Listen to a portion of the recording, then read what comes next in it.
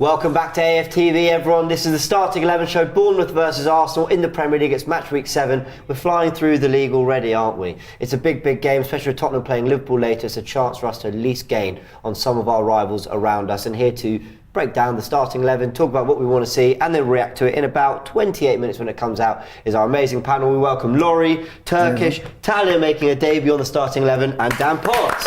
A round of applause for everyone.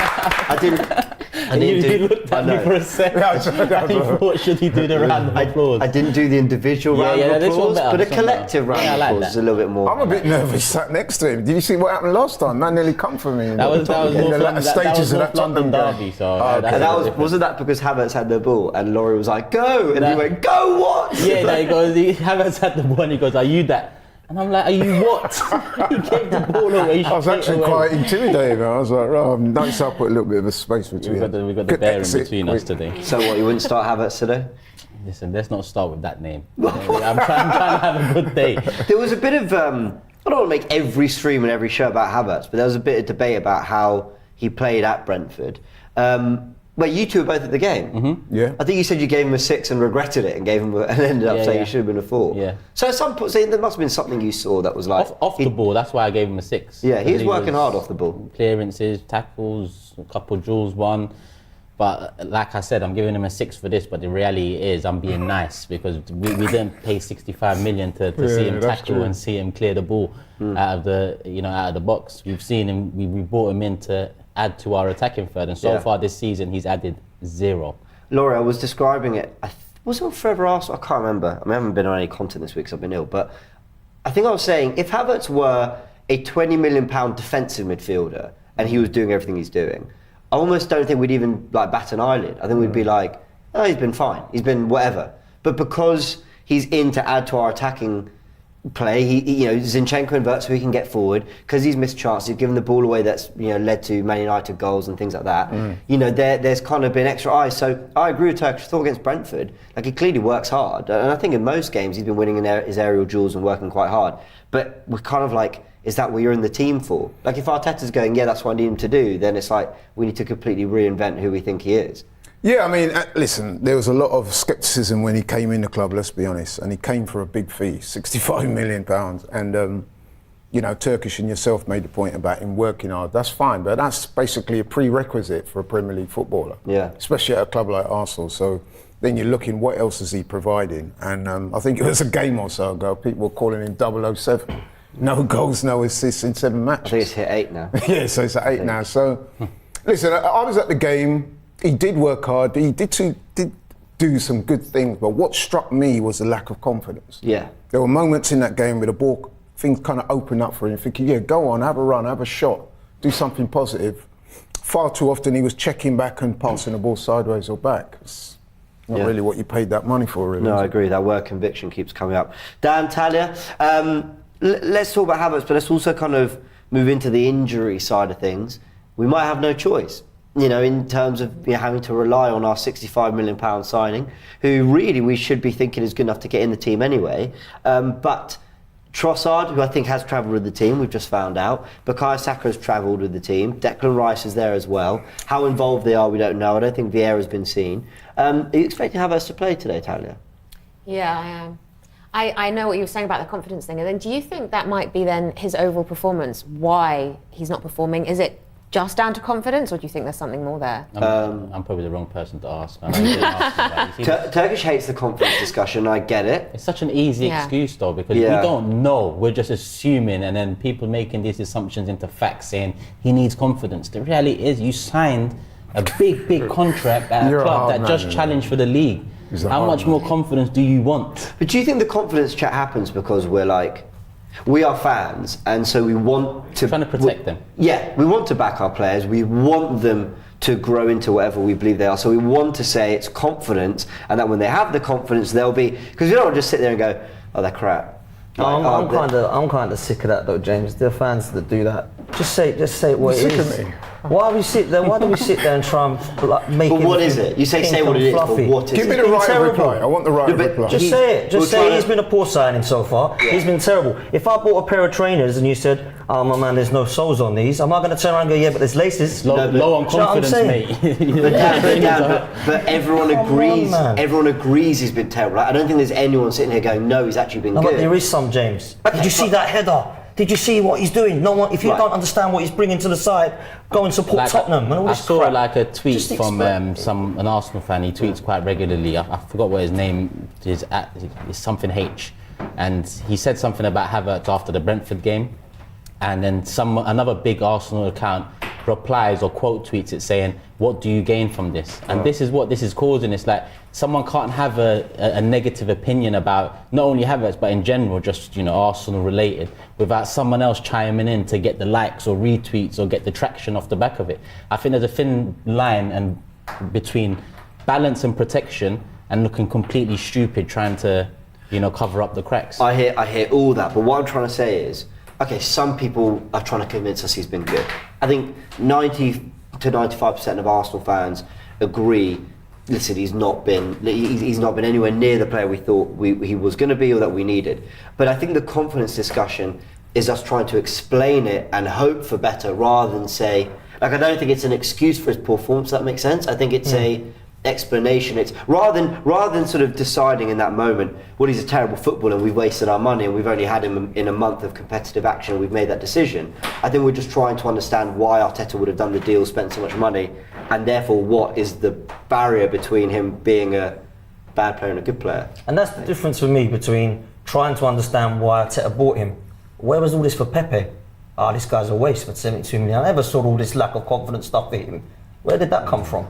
He's scoring goals, creating goals. He just didn't fit Arteta's plans. I'm not saying we should have kept Pepe. I didn't mind him. Personally, felt like there was worse players than him to be criticising. But at the same time, sometimes you just have to look at a guy's performance and then look at him and say, what are you? Is this guy a striker? Is this guy a number 10? Is this guy a defensive midfielder? Is this guy a number 8?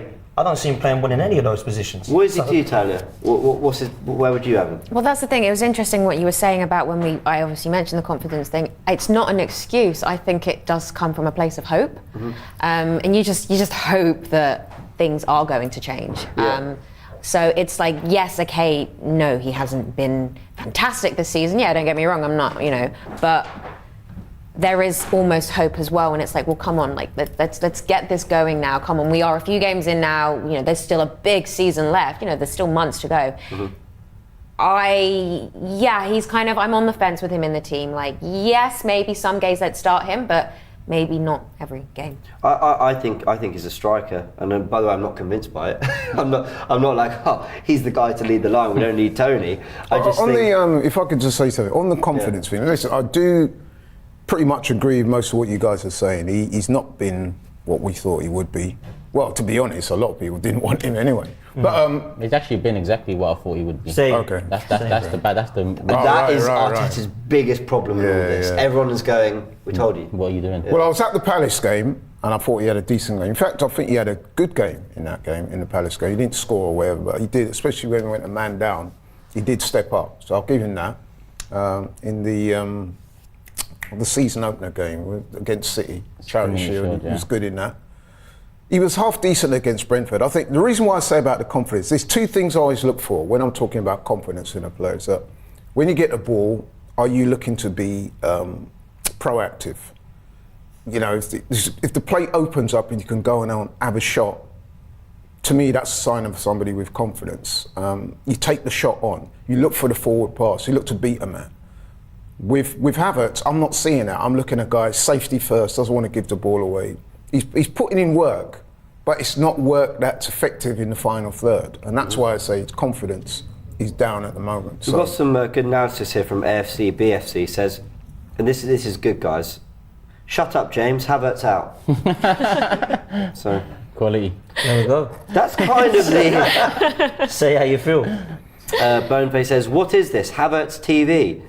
He does play for Arsenal. Like, he's probably going to have to be in this 11. Do you know what I'd do, James, actually, in real talk, right, I would do now, is with Havertz, I would fling him on with 20 minutes to go up top and just try and say, create something in that box, be a nuisance, win stuff in the air, link up there, chest downs, head downs, see what you can do. Because for me, this number 8 thing is not working. I think he should be sat down. I think, listen, if we involve him, like you said, he's got to be last 15, 20 minutes for me. He should be starting. 100%. Well, and to be fair, Arteta has taken him out the 11, in the Premier League. Yeah. But now we're in a situation where, Vieira came off against Spurs. I thought that was tactical. I thought it was to address the fact Jorginho was coming on. It maybe seems like it's actually injury related. He wasn't in the squad for the Brentford game. I don't think he's travelled here as well. Did Arteta mention that Vieira was one of the players with an injury? Yeah, he was injured at North London Derby. He travelled though. Oh, and Brighton have one back against Villa. They were 3-0 down at half time. But Yeah, he has travelled.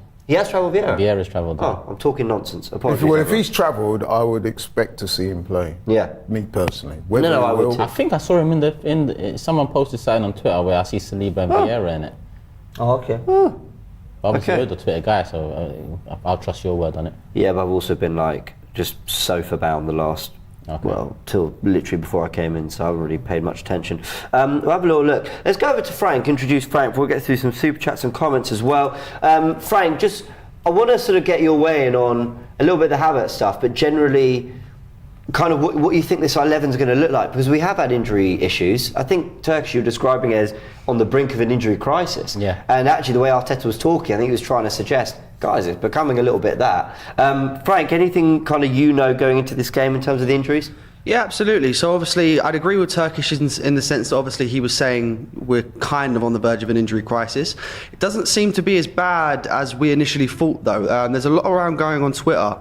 The main source being Odds on FPL that William Saliba and Bukayo Saka are both set to start today for Arsenal. I don't personally agree with these two additions into the team, because I feel like if they've been 50-50s, which they have in the build up to the game, with such an important game against Manchester City coming up, I think it's best to just rest the two of them. But that's just my personal opinion. And in terms of the Kai Havertz stuff, I get the frustrations, I really do. And I think, like you guys said a moment ago, we told you this was going to happen. So I definitely do understand the frustration from the Arsenal fans. But he is an Arsenal player. We do have to get behind him slightly, otherwise it's never going to work out. Yeah, while this is all going on, we've got Brighton having potentially a goal disallowed They might against give a Aston penalty, Villa. though. Are they looking for a pen, do you think? They might, because didn't Possible that Villa guy's foot go It's through? a goal, man, isn't it? It's a goal. I mean, there's a Villa player off the pitch. But there it's offside. I think that. Well, Who no, touches but the that Villa though? player's off the pitch, so doesn't that mean technically Martinez and there's a Villa player behind the goal? But isn't he inactive if he's off the pitch? That's how it works. I don't know. No one knows. No one knows, man. Is that come off the Villa foot, though? Yes, so he's come running back. I'm so confused. Given as onside. Are they giving it? Yes, Sure, it's just given give the goal. Yeah. You know what Is it this what offside was there to rule out? You know what it is? I watch quite a lot of rugby, and you get the same thing in rugby. Some of the decisions, you just think, it's almost like the referee just thinks, right, okay, I'll go this way. There's no real rationale behind a lot of these decisions. TMO do work a lot. I'm glad better to see than it stood, VAR. though. It has stood, hasn't it? Yeah, it has stood. It has stood. Villa were 3-0 up. Brighton are fighting back, so we'll keep a little eye on that. AFTV Max says, James, I want you to know I would never call tactical intelligence shit like a certain Gooner did. I believe in you just as I do. However, that Trossard take was a bit... what did I say about Trossard? What Trossard take am I? I missed tactical insight this week. I mean, I said Jesus was like Luis Suarez, but apart from that, I'm not quite any. No, let's not go into that. So did Trossard travel? Huh? Did Trossard travel? I think so. Yes. Oh, they're in again, Brighton. Poor touch. Yeah, it was a poor touch. João Pedro. Keeping an eye on this. It's two good teams, but also just shows you how competitive the league is. I mean, and I mean this with all due respect to anyone, to Brighton and Villa fans. 3 years ago, 4 or 5 years ago, I would never have said, oh, Villa Brighton, midday kickoff, I can't wait for this. Yeah. But it just shows you the strength of the Premier League. It's two really good sides with really good managers battling out. And actually teams around Arsenal, so worth keeping an eye on. AMT says, Turkish is 100% right. These Arsenal fans saying it's harsh regarding Havertz are weak, in my opinion. And then I hope he's not talking to me, because I've never said anything about harsh. What I've said is that we're looking at a player who's underperformed, and I'm attributing some of that, or much of that, to the lack of confidence. I actually said he should be stood down from the first team. Yep. So I want to make that clear, everybody. LFC Banner says Turkish is too real for the toxic positivity bunch, and then AFC Max then comes back and says, you know, the funny thing, all this Havertz talk is what Fabio went through last year. No confidence, needs a loan, and look at him now. Some people just want everything now. Well, I mean, he's a good example, Vieira, of why you need to be patient. But Vieira did show us things in like the Carabao Cup games, in the FA Cup game against Oxford, This in the is what I Europa mean, League. though, man. Some Arsenal fans just try and find the shining light out of a piece of shit sometimes. No, but you know what? Let me stop you Because- there. no, let me land. That's the kind of Let me poetry land. you'll find on AFTV. Because Vieira came from a different league, having had Facts. just I was 6 yeah, months yeah. of Just gonna say football in that. the Portuguese Just gonna league. say that. And he was 3 brilliant. years in Chelsea, this And we guy's just at. challenged In for the top same league. 4. Only only paid, what was it, 30 million? No, for but him? this time round we challenged for a league, and Havertz was meant to be one of the final pieces to the puzzle. Having played in England for 3 years already, joining in his mid-20s essentially. I'm with Turkey. How are you going to Facts. compare the two? I'm with you on that. Yeah. Absolute facts. And he fair. costs half of what Havertz got. Yeah, well, yeah.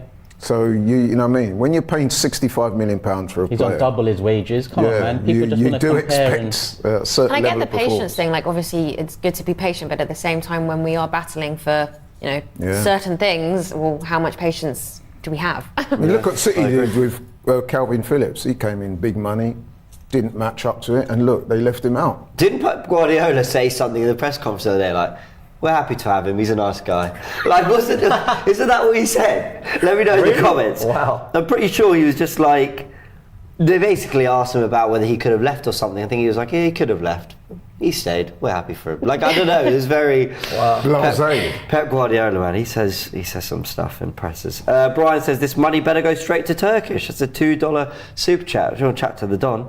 That's a T. Right? C Law says big up to the panel. We need to see a performance today in the league. I'm tired of hearing the ops say that we look unconvincing. We need to hammer someone. And Haynes says I'm a tactical show enjoyer. Thank you. I'm one fan. Appreciate it. Let's talk about what the rest of the 11 is going to look like. Talia, Bukayo Saka, it seems to be, you know, as long as his sort of leg is half hanging on, Mikel Arteta will get him in that 11 somehow. This guy needs a rest. I'm sorry. Just if he hasn't trained all week, like Arteta said, although he is a total and utter liar, he lies to us all the time. And he's come off in the North London derby, probably 5 minutes too late, by the way. He stayed on way too long. Just give this guy a rest, surely. I'm No, not I sure if I agree. agree with that, James. Though. Talia? I think rest is important. I mean, we watched, you know, last season, all our players burnt out by the end of the season, really. So I think try not to burn them out right now at the very beginning, because like we have, yes. But he had a rest in the midweek. He had a rest. But like, is a week enough? He hasn't trained all week. He's a young guy, man. I mean, I bet you Saka is one of those guys. He wants to play week in, week Yeah, out. probably. But you know what it is? We're competing with a team that against maybe a Bournemouth or against maybe a Sheffield United, and so they've left out a De Bruyne, they've left out a Haaland, they've left out a Bernardo Silva and managed to get things done. If we can't rotate against Bournemouth, then what we've done in the transfer windows hasn't been sufficient enough. We must be able to give certain players a rest in these types of games and still get the job done. I mean, a lot was said about Reece Nelson in the summer, new contract. A lot was said after the Brentford game, him getting the goal and putting in a good performance. Give him a start. But herein lies the thing. You see, like, it's a squad game, right? And he doesn't have to play the full 90 minutes. I agree with that. But if he's fit and available and he wants to play, he's one of our best players.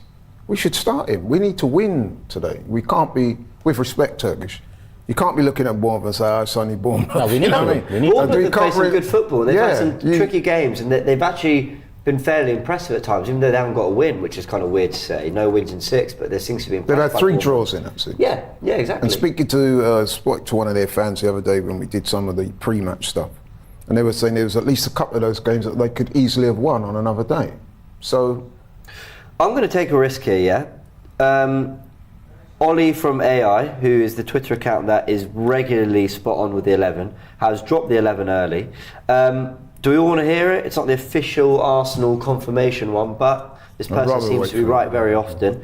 He's gone with, well, it's not his 11, but the 11 he says it is. He's gone for David Raya in goal, White, Saliba, Gabriel Zinchenko in the back 4, Ødegaard, Havertz and Rice is fit to start, with Saka, Jesus and Eddie Nketiah. That means that Vieira, Trossard and Smith Rowe are all on the bench. Will let's react to that, knowing that we're still to sort of hear it confirmed from Arsenal. I know what you're thinking. I've Turkish. reacted already. I've laughed. Yeah. That's my reaction. No, it's mad. It's mad. Like I That said, is true, Reece that's Nelson mad. deserves a start. What's Yeah. so Eddie Eddie's doesn't gonna- deserve a so start at the Jesus on the moment. left again, Eddie up top. Wow, it was like both of them were so good against Tottenham. Come on, man! Like really, what's Reece Nelson got to do? That was an unbelievable performance midweek. He must be knocking on his door, going, "What do you want me to do?" Like you should have played me in the North London derby. I proved to you why, and you're still not picking him. Let's Crazy, wait man. for the official Yeah, one wait before for the I- official. But I that get- is I mad get clipped for to me. reacting to a For fake me, lineup. this listen. Eddie was poor in the North London derby. He was all right the other night. Thought he worked hard and he's brought a lot of energy. But Reece Nelson did a lot more for me. And if Eddie's going ahead of Reece, that's harsh, man. Very harsh. I've got some thoughts. Let's just go to Frank first. Frank, are you seeing what we're seeing in terms of what everyone's saying regarding the 11? Yeah, absolutely. So yeah, I've just seen that same tweet, funny enough, and I don't know how to feel about the Nketiah situation. I feel like we're at the point now where I feel like Arteta has his players. Like you look at the likes of Eddie Nketiah, you look at the likes of Kai Havertz, who he tries to force into the team. And I don't necessarily know if I agree with it. Like Dan said, it didn't work in the North London derby, so I don't know why you try it now. If that is the team, first thing tomorrow morning, if I'm Emile Smith-Rowe or I am Reece Nelson, I'm having words with the manager, because what do they have to do to start a game? It really is beyond me. Yeah, I mean, with Smith Rowe, I'm slightly more understanding because Arteta's actually come out and said he's a pockets player, he's an attacking central player, he's a number 10 or whatever. So, okay, I think he's sort of confirmed that he's not going to play him out there. But I do I'm with you guys on Nelson wholeheartedly, just because at least he's more like for like with Martinelli. We want to be sticking to, players that at least profile-wise fit what we've been doing. The thing that concerns me a lot about Arteta is with Havertz in midfield and Eddie leading the line and Jesus out wide, that's probably what it's going to look like. He's done this before, where 2 years ago, chasing Champions League football, we lost Partey, and to address that, he moved Xhaka to left back because we lost Tierney as well. He basically pulled the midfield apart. And my thing is, if you've already lost Martinelli and Trossard, okay, Trossard only fit enough for the bench, why take another player out of his main position, Jesus, to make it work? Now, if Eddie's playing on the left wing, I'm slightly more forgiving. It's not what I'd do, I'd go for Nelson. But at least it's only one player that's kind of doesn't really fit. But when you're kind of messing around with the rest of the team to accommodate getting Jesus in there, but you want Eddie Lee in the line or whatever, I don't know, I worry about it. And we've seen that we're not as fluid when it's Havertz in midfield and it's Eddie Lee in the line. Centrally, we don't have as much control. Do you have a big problem with this lineup, Laurie? You know what? There are issues there. I mean, with Arteta, I've got to say this. Sometimes some of his decisions baffle me. He had at the start of the season the decision to play Partey at right back. There was a decision to drop Gabriel, and now we're seeing him sticking with Havertz when a lot of people, including myself, think that he shouldn't start. And then, of course, you got the Reece Nelson debate as well. There's a lot of things there that I'm looking at. I think starting with Eddie is the bigger thing. Okay, he's gone with Havertz over Vieira, but Vieira wasn't in the matchday squad the other day, so I'm going to assume that's maybe injury related. He can maybe only play a certain amount, not fully fit, whatever. But I don't get the Eddie Nketiah inclusion. Like, how many times do we have to, whether we say it, whether people are saying it online or whatever, we can all see Eddie Nketiah, when he's leading the line, there's something about our fluidity that lacks. So if you want to start him and you want to play him out wide, I think we can all live with that. But it's taking Jesus, who is such a chaos creator, out of his best position. I'll be so annoyed if we see Jesus. So why do you left think he's today. doing that? I think I know why he's doing it. Go on. Because having watched that game the other night and the Palace game as well, both games Eddie started up top. Eddie does bring a certain physicality. Eddie's He's better away from deceptively home, strong. for sure. Yeah. He's better away from home. Yeah, sure. he holds the ball up very well, better than Jesus does in No my way. opinion. I think he does physically. No, he doesn't. No way. No, I agree with Turkish. I don't think he Oh, holds. no, okay. And even that physical thing, no way. No, he's a strong guy. He's deceptively. I mean, he doesn't look very strong, but he's very compact. He's got massive calves. Strong How guy, many and he times holds the ball up well. I haven't seen many times him react well to physical contact in terms of coming out with the ball. Anytime there is a bit of physical contact. And Nketiah's best attribute recently is preempting that physical contact and spinning away from it and making that bit of space for a shot. I'll give him credit because he's added that to his game in the last 2 years, something that probably Jesus helped him with. But as soon as someone's on him, physically touching him, I don't think he's one of. Can I ask a question about the lack of consistency with Mikel Arteta as well? Because I'm seeing a goalkeeper drop for no reason, and I'm seeing somebody who now can't get in the team in Reece Nelson. But Kai Havertz, just keep playing, man.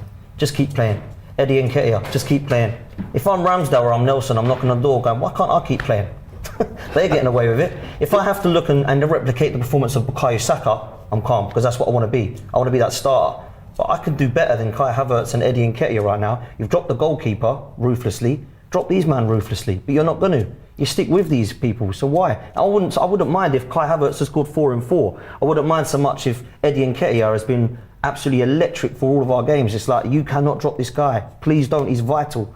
I don't see those performances. Let's try and it's make got to work sense today, man. It's got to work Let's today. try and make sense Didn't of it. work last And I know everyone will be in the comments, oh, you're making excuses, oh, you know, Arteta could do no wrong. This is just trying to understand it. The whole Ramsdale does nothing wrong and he gets dropped and Raya comes in. The whole Havertz keeps his place is because I think Arteta must believe that when everyone is fit and firing at their best, the best 11 includes Havertz, includes Raya. Like, I think he must think that, okay, Ramsdale did nothing wrong, but I think Raya's better. Yes, Havertz is doing a lot wrong, but I'm willing to play him into form. And I don't agree that there's inconsistency there, but I think that must be the reason he's doing it. He's trying to play Havertz into the player he believes he can be. The Eddie thing, that always baffles me because he signed Jesus. He saw what a massive difference Jesus made when he was leading the line up top. You know, Jesus hasn't started a single game up front for us this season. No, he hasn't. No.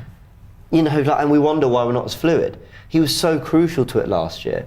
And so I don't understand why Arteta doesn't quite see that. It's very frustrating, man, because he's done so many good things, Arteta, in the last 24 months that I don't want to get onto him for some things he's doing, but he's doing, like, persisting with Eddie and signing Havertz. That's two things that in the long run that could cost him a hell of a lot. Yeah. I wonder if, oh God, I know what you're all going to say, but I'll just say it anyway. Against Tottenham, even though we weren't good, I thought the one thing we did do well in that first half was win the ball high up the pitch. Now, we pressed well and we clearly had a plan to do that. I wonder whether that's his thinking. Jesus presses well. Because he does press well.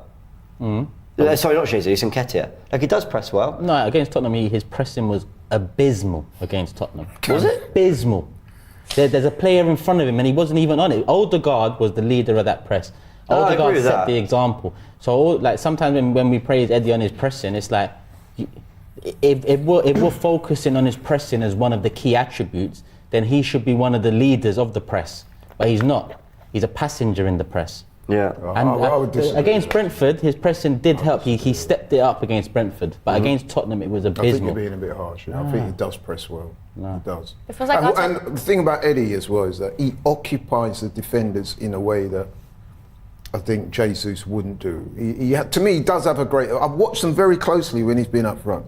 He has a physicality to him that Jesus doesn't quite have. Although I would accept readily that Gabriel Jesus is much more likely to get you a goal. And at the end of the day, that is what striker's all about, isn't it? What were you going to say, Talia? No, I was just going to say, it just feels like Arteta, is still figuring it out. Whereas we thought maybe he had figured it out last season and it's like kind of not square one again, but it's like why kind of feels like a little bit backwards again. Like, why are we figuring this out again? Yeah. Good point. We don't need to.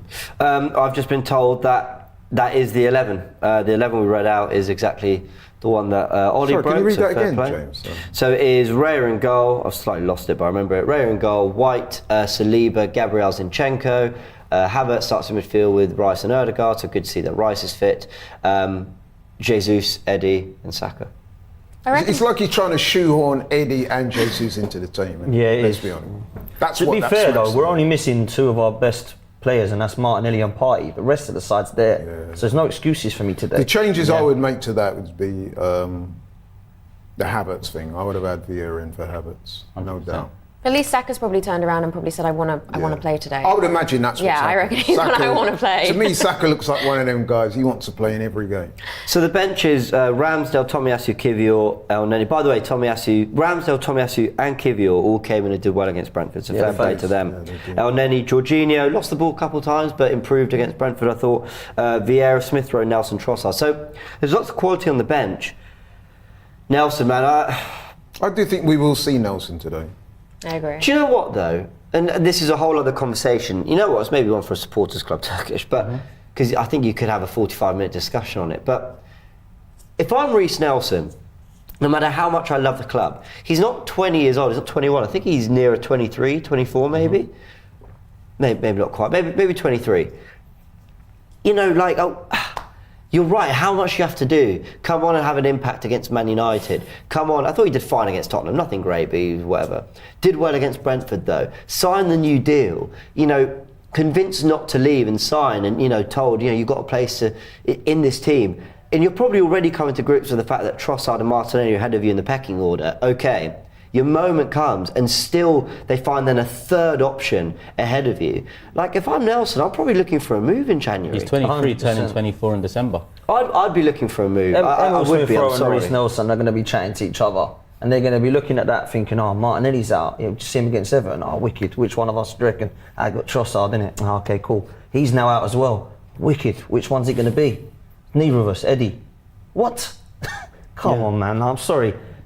Listen, don't make it work, Mikel, because otherwise there's lots of pressure on you, man. He's got a lot of pressure on you if it's not work again today. Think, look, all the 11s that have come out and everything, I've been largely, and there's a record of it because I'm on every starting 11 show. Like I've been pretty relaxed about almost every 11 he's put out there.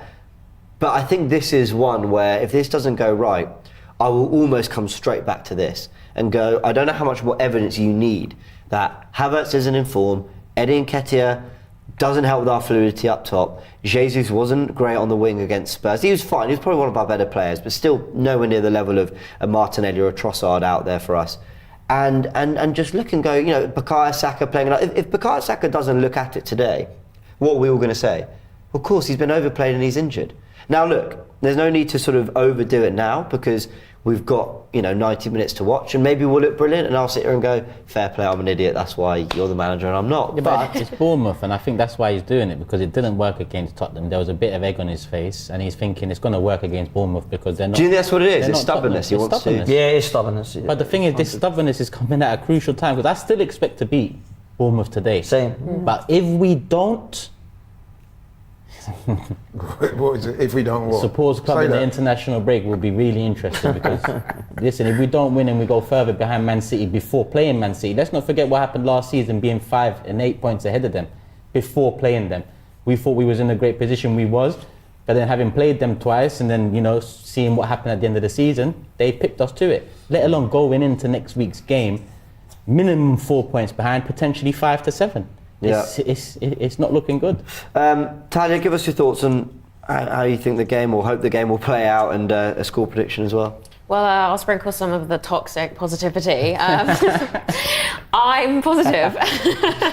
I'm positive, but I am. I think that yes, okay, we don't want to be taking chances. I know we're at the beginning of the season, but we don't want to keep taking chances. I know because, you know, we learn from our mistakes, but how many more can we make?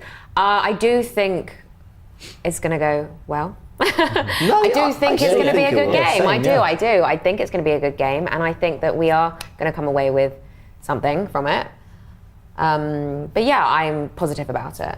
I mean, it's not a terrible lineup. Yeah, there may be a few things that could change, but overall, it's a great squad. What's your score prediction?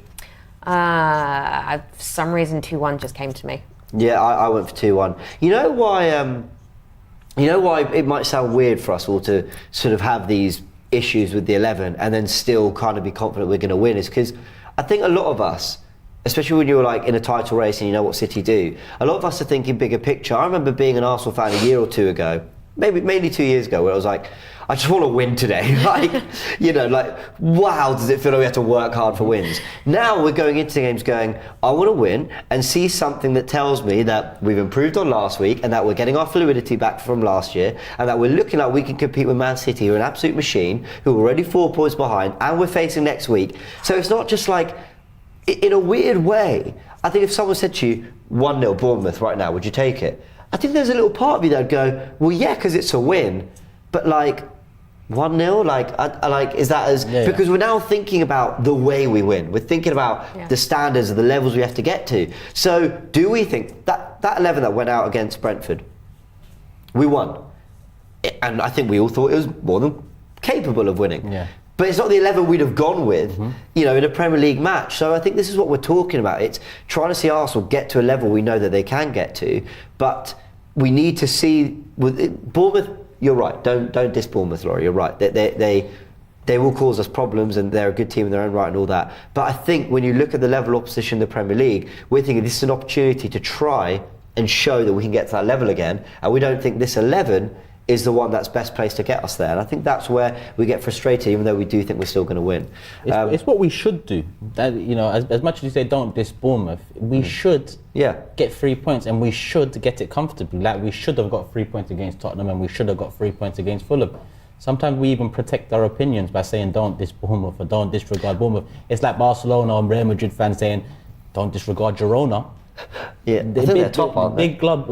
Maybe. But big clubs don't do that. Big clubs, the standards are so high that they expect not be weary because a club down lower down the table has shown some spirit in a couple of games this season. But you know what I mean is, like, don't diss in that I shouldn't be not happy with the 11 and still think we're going to walk the game. Do you get what I mean? Shouldn't. No, I think you should. Yeah? Yeah. I think if I've got a problem with the 11, it should be because I think it's hampering our chances of winning the game, if that makes sense. But those two things can be true. You can be unimpressed with the 11 because you think we could be stronger, but still be confident we can win. That indicates that being stronger, you'd have more hope that the win will be more comfortable. I think that's then what you said before. We were at a stage, I remember a few years ago, when I would hate to turn on an Arsenal game because you knew we were going to lose. Yeah, it's true. You know what it is as well? I wish sometimes that I was at some of these press conferences and you could actually ask the manager, why do you prefer Eddie over Reece or in the team? You know what I mean? And why are you gone for Raya over Ramsdale and things like that? Why are you persisting with Havertz? Yeah, but why do you think fan channels like this one have blown so much in the last 5 years? Because the journalists and the people that get into these interviews, all they want to do is lick arse and stay in their good books. That's the reality of it. But if only somebody in these press conferences so I'm back next week. True though, isn't it? I mean, it's very possible that the manager would try and swerve those questions, but I'd love to see him put on the spot and give an answer as to why. Because it may be that his rationale some of the questions he gets asked are embarrassing, aren't they? Like, to a good start, James. Could you just write a book of poems, please? Yeah, I've been called a poet before. I might do. I just want like Turkish's best quotes, all in a book. I think it'll sell well. I mean, I think with the Raya and Ramsdale thing, I think it's a clear case is that apparently he was after this guy for some time.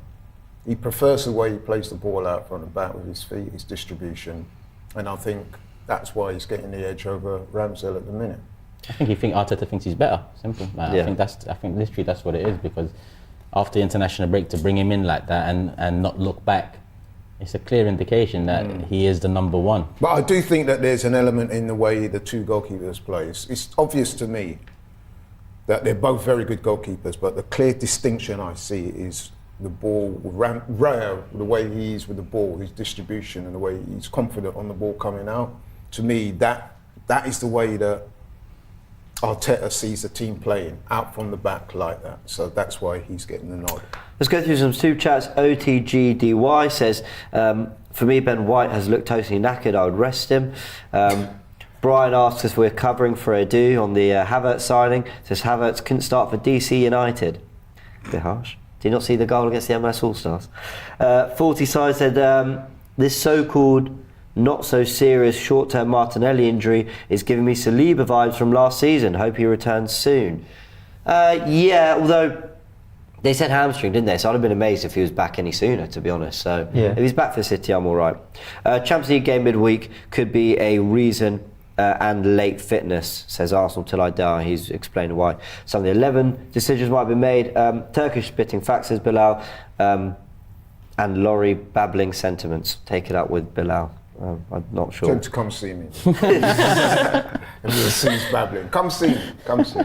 All right, we'll leave it there. We're going to be back in about 30 minutes or so to look ahead to the big game. We didn't get any other score predictions. Both of us went 2-1 Talia. What did you go for, Dan? 2-0 Arsenal, man. I'm confident. Yeah. I think we'll do it. Yeah. Okay. Away from home, we're good at clean sheets, man. So 3-1. Yeah. 3-1 Arsenal. 3-1. I'm going 2-0. The one area of the team that I've been really happy with in recent weeks is the back line. Saliba, Gabriel, Zinchenko and Ben White. We've got a good defensive structure. We so don't I'm concede confident. chances. Just stop what I'm making saying is mistakes. I'm confident in that defence. No, I agree. I'm And I saying think like that's the backbone of every good team. Ben Our White, goals ben are White errors. does need a good game though. I'm with that. I thought he was awful the other night, and I thought he was average in the North London derby. And I love Ben White. Yeah. He needs a good game again, man. No, I agree with that. Prathamesh says Arteta's stubbornness is going to cost us. He has done wonders for Arsenal, but now I think he's getting caught up in his own hype. He is trying to be too clever. Well, look, let's hope that too clever is just clever, and that he's That's a player we should have got in the summer, Moussa Diaby. 100. You know 100. what? And then we wouldn't be worried about Saka 100. needing a rest. I called this, man. He does. Diaby and Maddison were the two I wanted, and we got Havertz. Come on, man. Could have got them both for Jeez. just over what we paid for It's Havertz. just embarrassing, isn't it? Yeah. I must say, I struggled at the time. We was in the office, weren't we? And when the news come through, we was. I was here with Robbie and Curtis. We couldn't believe it. We were Yeah. like, "The hell is this?" Like, And I think that speaks to why a lot of the fans are already showing their frustration, because they're literally saying to Arteta, "Look, we knew this weren't going to work. You saw him at Chelsea. 3 years he was there. Okay, got the Champions League winner. But apart from that, you speak to Chelsea fans. Listen, I know a few Chelsea fans. They celebrate. When we signed Havertz, they were literally saying, "Bro, I can't believe it. I'll drive him to the Emirates." Matisse done a knee slide on Big Six. So Maybe. many fans can't be wrong, bro. maybe he's just a little bit low confidence. Well, let's But see. sorry, people. I see some comments saying, it's been such a negative preview. And apologies, for Has it? airing our concerns and having a debate about what we think about the club we love. Sorry, I couldn't be a bit more positive about Havertz and Eddie and Nketiah and stuff. Really apologise about that. Keep your head Question up. for you: would you Next describe time. yourself as a glass half empty or half full? I'm a glass smashed against the water. That is spot on. Big up. Let's end it on that. Bro. Look, we're excited for the game. We're all positive in that. We think Arsenal are going to win. Yeah. But we need some performances for some players. That's all we're saying. Let's see, because there's big standards, especially this season, when you challenge for a title. A lot of money was spent. We need to go and chase the big boys down, be competitive, and today's another chapter in that journey in the Premier League. We'll be back in about half an hour. Let's end on Frank's thoughts as well. As the 11 is announced, Jesus on the wing, it looks like, Nketiah in the team, Havertz in midfield, couple injuries, but some players back as well. Frank, over to you. Yeah, look, it's in terms of the lineup. I'm not going to sugarcoat it. I'm not happy about that. I'll be honest. I think it's very clear that Mikel's got his favourites in Havertz and Nketiah. I don't see the reason behind the inclusions. There's definitely players in both positions that I feel like could have done a better job. I think having both Jesus and Nketiah, having both Havertz and Nketiah. No, sorry, Jesus and Nketiah playing. Apologies, guys. Obviously, that means Jesus goes out to the left. I don't think that's his best position. We've got plenty of players on that bench that can play in that position, so we can have Jesus playing in his natural position. But for whatever reason, he hasn't done it. In terms of the Raya inclusion, obviously nothing against David Raya. He's been fantastic since coming in.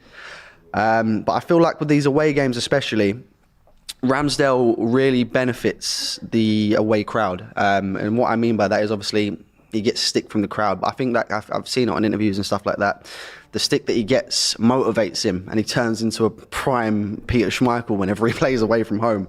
So I feel like Aaron Ramsdale really should have started this game, and Havertz, Agent 008 now, and look. With this lineup, if you're the likes of Emile Smith-Rowe, if you're the likes of Reece Nelson, if you're the likes of Leandro Trossard, Mikel's got some serious questions to answer. Especially if we don't win today. Look, despite not being happy with the game, with the lineup, I'm still positive that we'll get the 3 points. I mean, no disrespect, it's only Bournemouth. We've got to go back 5 years to the last time they beat us, and they've only ever beaten us once in 12 Premier League games. But that's just my opinion. As for my prediction, I'm going to go Arsenal 2-0. I trust us to get the clean sheet. We'll just see how it goes. Hopefully we get the 3 points. Come on, you Gunners. But yes, guys, we're going to be back in about half an hour for the watch along. So stay tuned, and I'll see you guys soon.